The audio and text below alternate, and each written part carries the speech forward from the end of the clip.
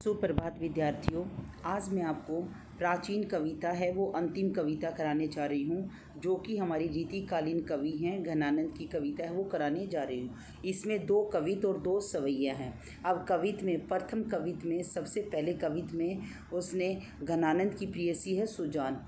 अब सुजान से मिलने के लिए बहुत दिनों का समय है वो बीत चुका है और घनानंद है अपनी प्रेयसी सुजान से मिलना चाहते हैं और वो बार बार उससे मिलने की आस लगाकर बैठी हैं। और अब वो क्या कह रही है कि कम से कम ये संदेश जाकर मेरी प्रेयसी सुजान को दे दो कि मेरे प्राण हैं वो अधरों तक आ चुके हैं, कम से कम आप तो आकर वो मुझसे मिल ले। तो प्रथम पद जो मैं आपको आज कराने जा रही हूँ, इसमें जो नायिका सुजान है उसके जो प्रेयसी हैं कवि घनानंद हैं, सुजान से मिलने के लिए बहुत ललायित हैं और बार बार वो उससे मिलने का आग्रह कर रही हैं। इसमें रीतिकालीन कवि घनानंद ने ब्रज भाषा का प्रयोग है वो किया गया है और उसकी साथ साथ में इन्होंने बहुत सारे अलंकारों का प्रयोग किया है, जैसे अनुप्रास अलंकार भी, पुनरोक्ति प्रकाश अलंकार भी, श्लेष अलंकार है, सभी अलंकारों का इसमें प्रयोग है वो किया गया है। तो अब मैं आपको सबसे पहला पद है वो कराने जा रही हूँ। बहुत दिनान की अवधि आसपास परे। अब जो कवि घनानंद है वो क्या कह रहे हैं कि बहुत दिनों की अवधि होता समय, बहुत दिनों का समय है, आसपास परे हैं यानी व्यतीत हो चुका है। अब कवि घनानंद अपनी प्रेयसी सुजान से मिलने के लिए वो क्या कह रहे हैं कि बहुत दिनों की अवधि है वो बीत चुकी है। खरे खरे होता है निश्चित रूप से ही। अरबरनी होता आंखों में आंसू आ जाना। उठी जान पे, अब तो उसकी जान पे बनाई है। कहते हैं अब तो निश्चित रूप से ही उसकी आंखों में आंसू आ गए हैं, आंसू भर गए हैं, अब तो उसकी जान पर बन आई है। कहीं कहीं आवत, कहीं कहीं में पुनरोक्ति प्रकाश अलंकार का है।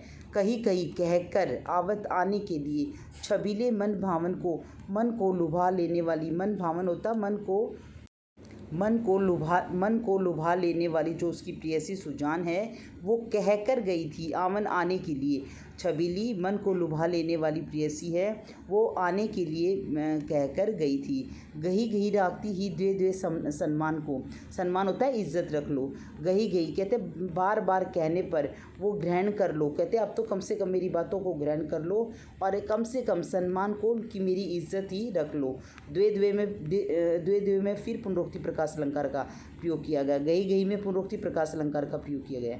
तो क्या कह रहे हैं कि गही गही राखती ही द्वे सम्मान को, कि तुम आने के लिए कहकर गई थी, लेकिन कम से कम अब तो मेरी इज्जत रख लो, अब तो कम से कम मुझसे मिलने आ जाओ। झूठी बतियानी, तुम्हारी झूठी बतियानी बातों पर की पतियानी, विश्वास कर करके ते उदास हुए के हैं के का मतलब होता हो गया है। उदास होता है उसका मन है, विश्वास उसका मन है वो उदास हो गया है। अब कवि घनानंद क्या कह रहे हैं कि तुम्हारी झूठी बातों पर विश्वास कर करके अब तो मेरा मन है उदास हो गया है। अब ना घिरत घन आनंद, अब ना तो घिरत होता है घिरकर, घन होता बादल, अब ना तो घिरकर बादल ही आ रहे हैं आनंद निदान को, और ना ही उन बादलों से जल की धारा, निदान होता है जल की धारा बह रही है जो आनंद की प्राप्ति करा रही हो।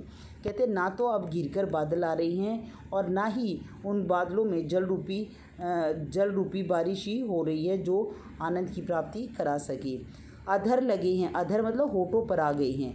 आनी करी के प्यान प्राण, कहते मेरे जो प्राण होता है, मेरे प्राण हैं, मेरे प्यारे प्राण हैं, अब तो मेरे अधरों तक आ गए हैं, मेरे प्राण हैं अब तो मेरे होठों तक आ गए हैं। अर्थात कवि घनानंद क्या कह रहे हैं कि अब उसका अंतिम समय है वो आ चुका है, अब वो अपने प्रेयसी सुजान से मिलना चाहते हैं। कहते चाहत चलन ये संदेशों ले सुजान को, कहता मैं चाहता हूँ चलन ये संदेशों, कोई ले जाकर ये संदेश ले सुजान को, मेरी प्रेयसी सुजान को ये संदेश जाकर दे दो कि अब तो मेरे प्राण हैं वो मेरे अधरों तक आ चुके हैं, अर्थात मेरे प्राण निकलने वाले हैं, कम से कम अंतिम समय पर अब तो कम से कम वो आकर मुझसे मिल ले।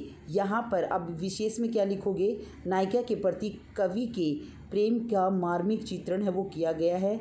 गही गही में, द्वे में और गही गही में पुनरोक्ति प्रकाश अलंकार का प्रयोग किया गया है। घन आनंद में श्लेष अलंकारों का इसमें प्रयोग है वो किया गया है। और घिरत घन, प्यान प्राण, चाहत चलन में चय शब्द की आवृत्ति के कारण अनुप्रास अलंकार है।